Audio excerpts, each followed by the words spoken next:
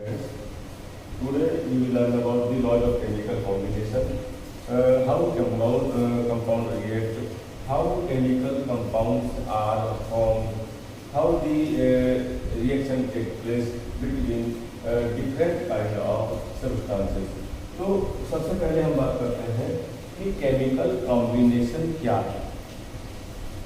आप जानते हैं बच्चों कि केमिकल कॉम्बिनेशन मतलब क्या है कि जो कंपाउंड है, जो एलिमेंट है, वो क्या करते हैं, आपस में कंबाइन करते हैं, और जब कंबाइन करते हैं तो नए कंपाउंड की फॉर्मेशन होती है।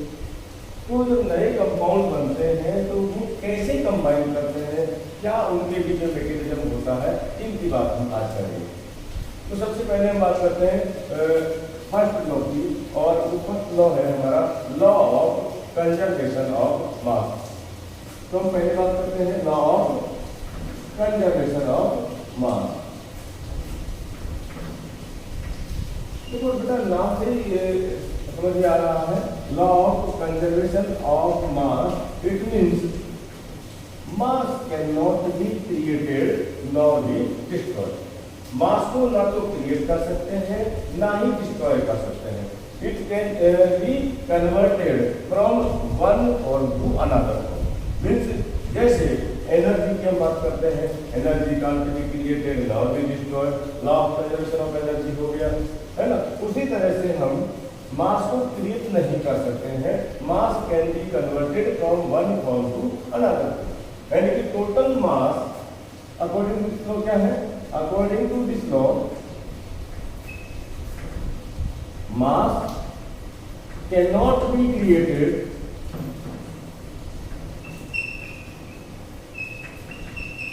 mass cannot be created nor be destroyed. It means mass of universe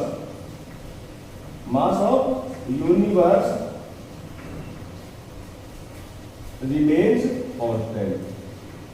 यानी जो टोटल मास ऑफ यूनिवर्स है वो क्या रहता है, कांस्टेंट रहता है।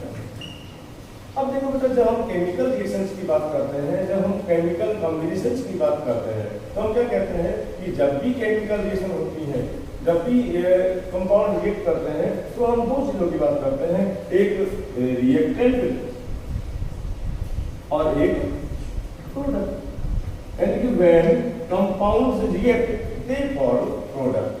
जब कंपाउंड रिएक्ट करेंगे तो क्या बनाएंगे, प्रोडक्ट बनाएंगे। वो एग्जांपल हम छोटा सा रिएक्शन देते हैं कि carbon when react with oxygen it will form carbon dioxide. और दूसरा एग्जांपल देते हैं calcium oxide when react with carbon dioxide it will form calcium carbonate. जब इसको हीट करते हैं, बर्न करते हैं, तो जब बर्न करते हैं तो क्या होता है, कार्बन जब बर्न करता है ऑक्सीजन से it will form carbon dioxide. और जब हम कैल्शियम ऑक्साइड को कार्बन डाइऑक्साइड के साथ में हीट करते हैं it will form calcium carbonate. अब हम कहेंगे कैसे कि मास कंजर्व है। It means number of element की हम बात करें तो number of atoms of a particular element in reactant side are equal to product side. या हम कह सकते हैं कि mass of element in reactant side is equal to mass of element in product side. It means simple यह बात क्या होती है कि जो मास हमारा है वो कंजर्व रहता है, टोटल मास क्या रहता है, कांस्टेंट रहता है। हम जब पहले इसकी बात करते हैं, हम क्या कहते हैं, कार्बन और ऑक्सीजन में हम कहते हैं कि जो कार्बन है liquid, 1 mole of carbon react. अब जब मोल की बात नहीं की है तो हम बात करते हैं कि जब हम कहते हैं कि यदि कार्बन का 12 ग्राम कार्बन रिएक्ट करता है किससे, अभी हम यहाँ कितना देख रहे हैं, तो यहाँ हम देख रहे हैं कितना 32 ग्राम ऑक्सीजन। यदि 12 ग्राम कार्बन 32 ग्राम ऑक्सीजन से रिएक्शन करता है तो कितना हो गया total, it will B 44 gram. It means total number of the atoms, total mass of the reactant is 44. So 44 gram when react it will form 44 gram carbon dioxide. Similarly, this is 40 and this is 16, it means 56 gram. when it react with 44 gram carbon dioxide, it means total जो mass है it will be 56 plus 44 means 100 gram. Then we can say that this amount is 100 gram. हम क्या कहेंगे कि जो total mass है किसी reaction में रिएक्टेंट और प्रोडक्ट का मास ऑलवेज इक्वल रहता है. तो this is the law of conservation of mass. This law is proposed. ये किसने प्रपोज किया, इसको किसने दिया था? तो this law is proposed by Antoine von Lavoisier. And Lavoisier जो है he was the father of chemistry. ये केमिस्ट्री के जनक भी हैं. और in 1789 this law was proposed by. इन्होंने इस लॉ का प्रपोज किया, इस लॉ को प्रपोज किया 1789 में. It means according to this law हम क्या कह सकते हैं कि मास of universe, mass of system remain constant. It can be converted from one form to another form. And हम कहेंगे कि total mass कितना है, 100 gram is there, then it can be converted to other form, means calcium oxide and carbon dioxide converted to calcium carbonate. So this is the law of conservation of mass. तो हम second law की बात करते हैं. Second law है law of constant proportion. ये second law हमारा क्या कहता है? लॉ ऑफ कांस्टेंट प्रपोर्शन क्या कहता है? Means law of definite proportion क्या कहता है? It tells about the ratio of the masses of the element in a compound. किसी भी कंपाउंड में ratio of mass of element कैसे रहेगा? तो this law was proposed by Proust. किसने प्रपोज किया इसको? Proposed by Joseph Proust. According to him क्या था कि when we take a compound, जब हम कोई कंपाउंड ले लेते हैं, उस कंपाउंड का जो मास है means ratio of masses of element in a compound remains constant irrespective of their source. अब हम सपोज करते हैं कि we will take water. हमने water, we have taken water from tap water, we have taken water from river water,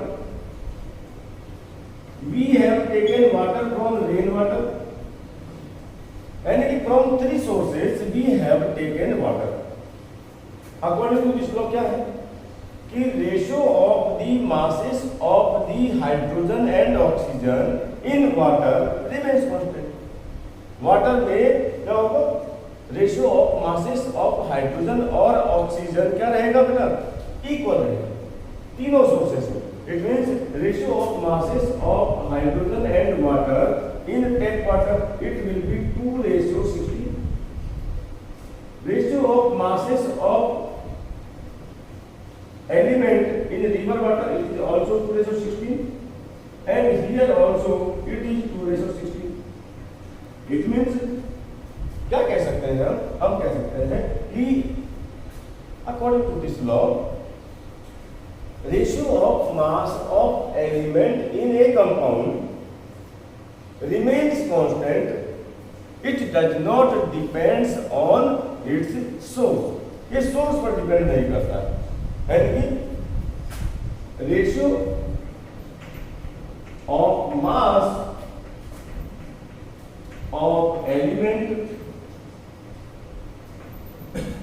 remains constant irrespective of its source in a compound.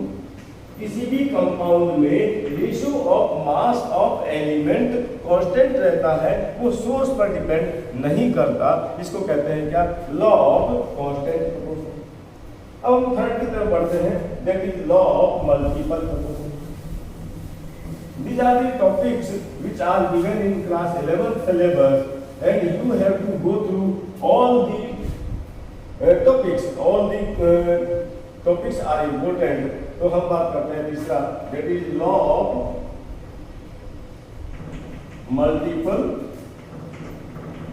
Proportion. अब देखो यहां नाम से पता लग रहा है मल्टीपल प्रोपोर्शन, यहां कांस्टेंट प्रोपोर्शन था, दोनों में डिफरेंस है हल्का सा। This law was proposed by Dalton. किसने प्रपोज किया? डाल्टन ने। और Dalton was a great scientist, was a great chemist. He given the Dalton atomic theory, है ना? इसने और क्या दिया था? डाल्टन एटॉमिक थ्योरी दिया था। And in 1803 he proposed law of multiple proportion। इस लॉ के अकॉर्डिंग क्या है? इफ अब इस पहले लॉ को समझते हैं कि ये लॉ क्या कहता है, हम समझते हैं। तो हम क्या कह रहे हैं कि लॉ ऑफ मल्टीपल प्रोपोर्शन क्या है? इस लॉ में क्या कहता है कि जब दो से ज्यादा एलिमेंट या दो एलिमेंट दो से ज्यादा कंपाउंड की फॉर्मेशन करता है, if an element is present in two or more than two compounds, then mass of a particular element combined with a definite mass of other element। कोई भी एक एलिमेंट दूसरे एलिमेंट के डेफिनेट मास से जब कंबाइन करता है डिफरेंट मॉलिक्यूल बनाने में, डिफरेंट कंपाउंड बनाने में, तब जो डिफरेंट कंपाउंड्स हैं उनमें उस एलिमेंट की बात करते हैं जो एलिमेंट डेफिनेट मास से कंबाइन करता है, उसमें उस एलिमेंट का क्या होता है? पर्टिकुलर एक सिंपल रेशियो होता है बिटवीन अदर एलिमेंट्स। हम इसको छोटे से एग्जांपल से समझते हैं। हमने कहा हम इसको डिफाइन करेंगे। पहले हम एग्जांपल लेते हैं। हमने कहा एक हमने एग्जांपल लिया वाटर एंड दूसरा एग्जांपल हमने लिया H2O2 हाइड्रोजन पेरोक्साइड। वाटर की यदि हम बात करते हैं तो वाटर इज H2O एंड इसका जो मॉलिक्यूल इसका जो मास है रेशियो हो जाएगा, it will be 2:16। 2 is the mass of the hydrogen and 16 is the mass of the oxygen, and ratio of the hydrogen and oxygen in water is 2:16।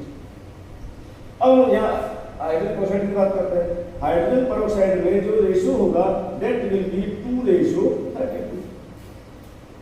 अब हम क्या करें? यदि हम कहें कि 2 ग्राम क्या है? हाइड्रोजन।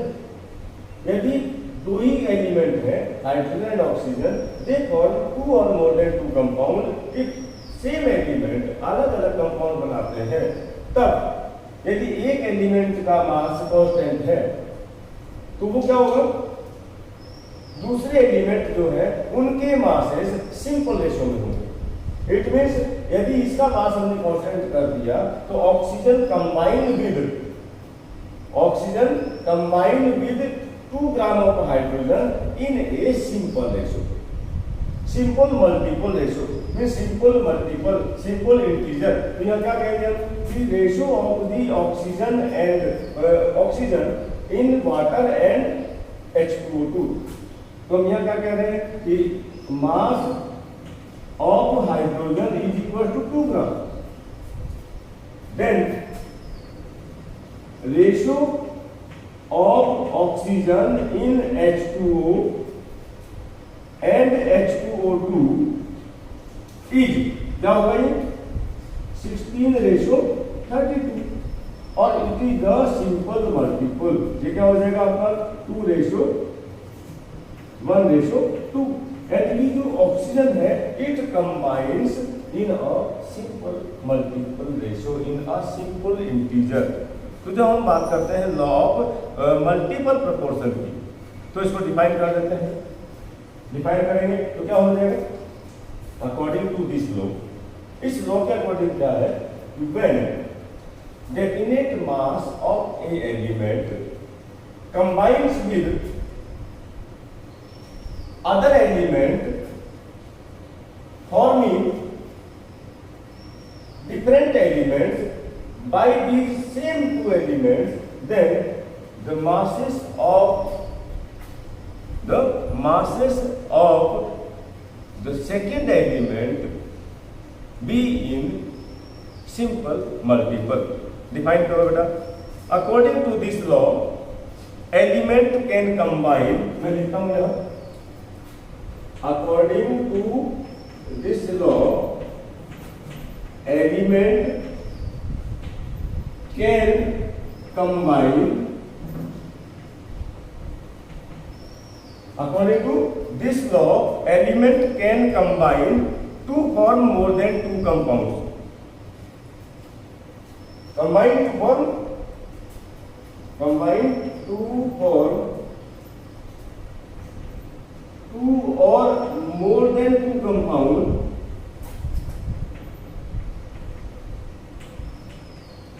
combine कैसे करते हैं? Same element, if element can combine to form two or more than two compounds, अब हम यहां क्या करते हैं? Then one element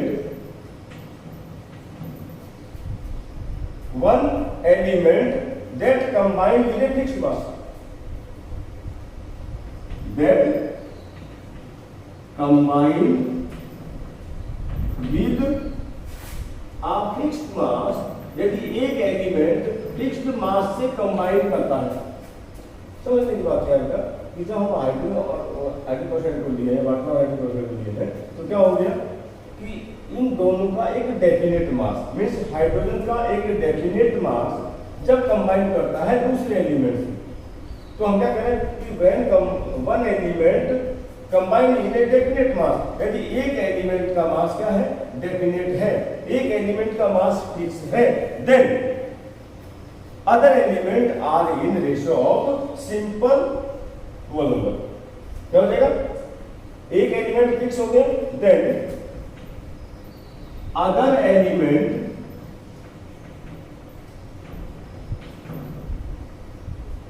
are in ratio of simple whole number. इसको और हम समझ सकते हैं, एक एग्जांपल और हम लेते हैं, उस एग्जांपल से इसको समझेंगे और अच्छा क्लियर हो जाएगा आपको। हम लेते हैं compound of nitrogen and oxygen. हमने यहां लिया nitrogen and oxygen. When nitrogen and oxygen combines, they form oxides of nitrogen. क्या बनाते हैं ये? नाइट्रोजन ऑक्साइड बनाते हैं।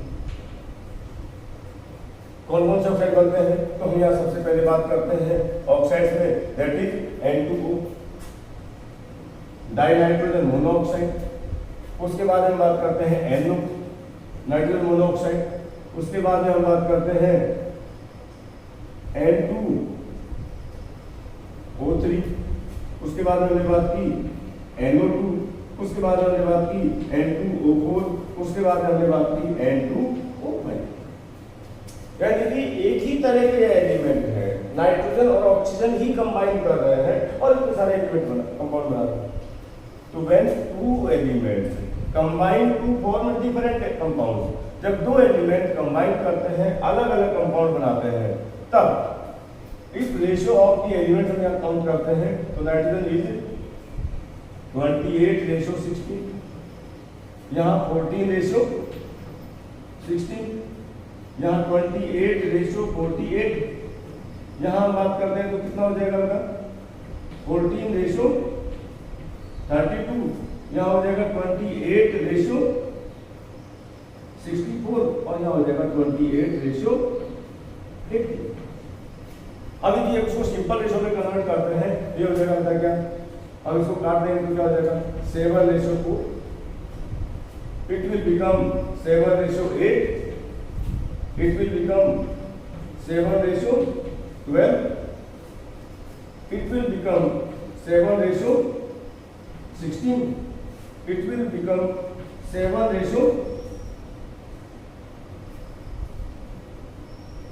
कितना हो जाएगा बेटा? 16, and it will also become 7:20। अब हम क्या देखते हैं बेटा?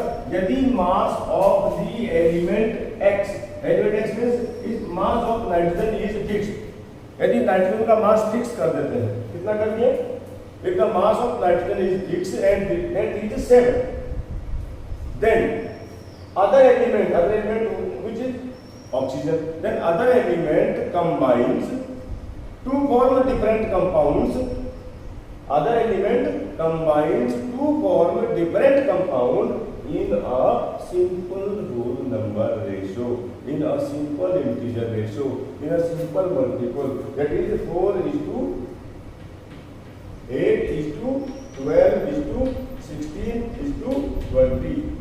हम यहाँ कह सकते हैं, यदि हम 4 से इसको कर दें, 1:2:3:4:5, this is the simple whole number ratio, means if two or more than two compounds are formed by the similar elements, by the same elements, then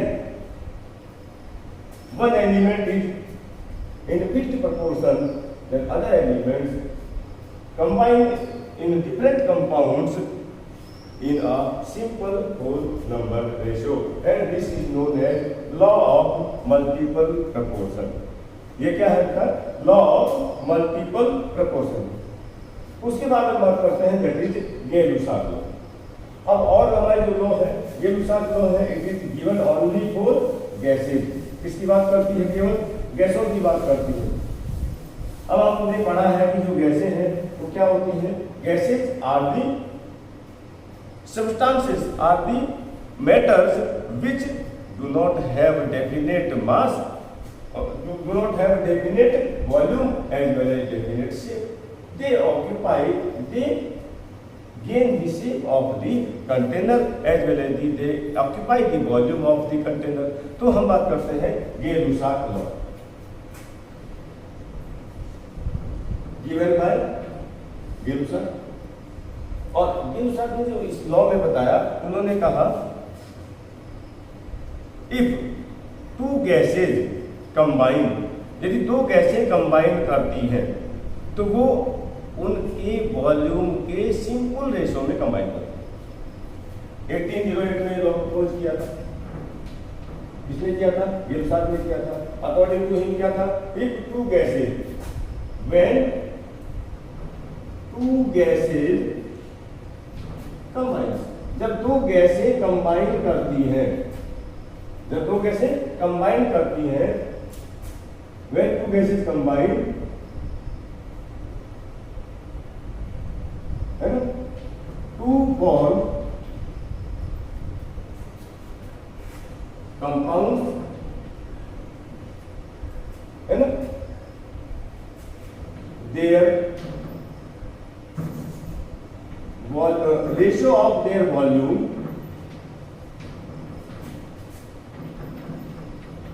is simple ratio। उनके वॉल्यूम का रेशो क्या होता है, simple ratio. For example हमने बात करते हैं H2, hydrogen, hydrogen भी एक गैस है, Cl2, Cl2 भी एक गैस है, 2 फॉर्म HCl।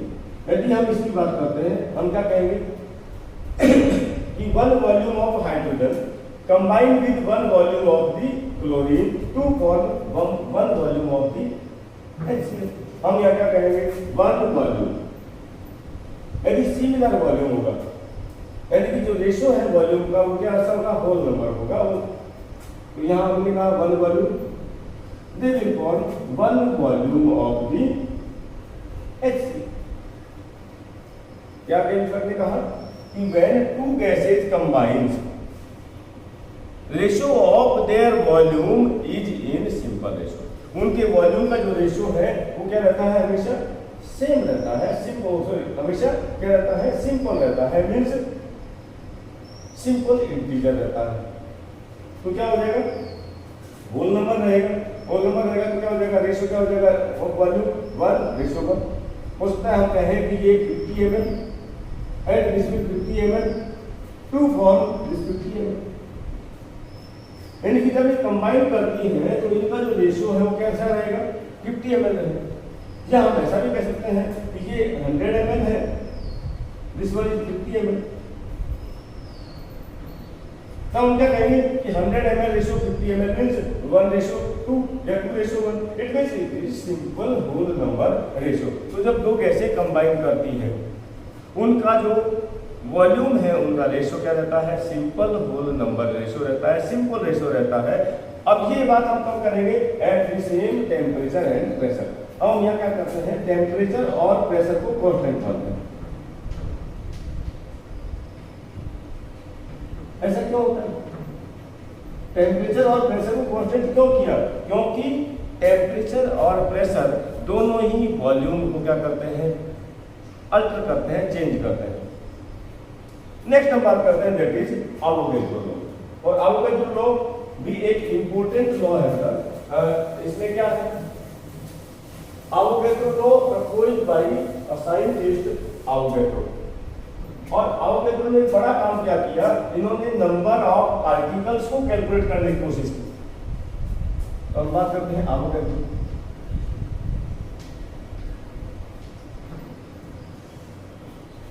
किसने दिया था, एवोगैड्रो ने दिया था। कब दिया था, 1811 में दिया था। इन्होंने क्या कहा कि यदि गैसों का वॉल्यूम सेम है तो उनमें नंबर ऑफ पार्टिकल भी क्या रहेंगे, सेम रहेंगे। It means same volume of different gases have same number of the atoms और मॉलिक्यूल्स और पार्टिकल्स। यानी कि गैसों का यदि वॉल्यूम सेम है तो उनके बीच में नंबर ऑफ पार्टिकल्स क्या होंगे, सेम होंगे। Means different gases having same volume at constant temperature और प्रेशर। हम प्रेशर और टेम्परेचर की बात करेंगे, हमेशा कांस्टेंट करेंगे। तो हम यहाँ क्या कहते हैं, अकॉर्डिंग टू दिस लॉ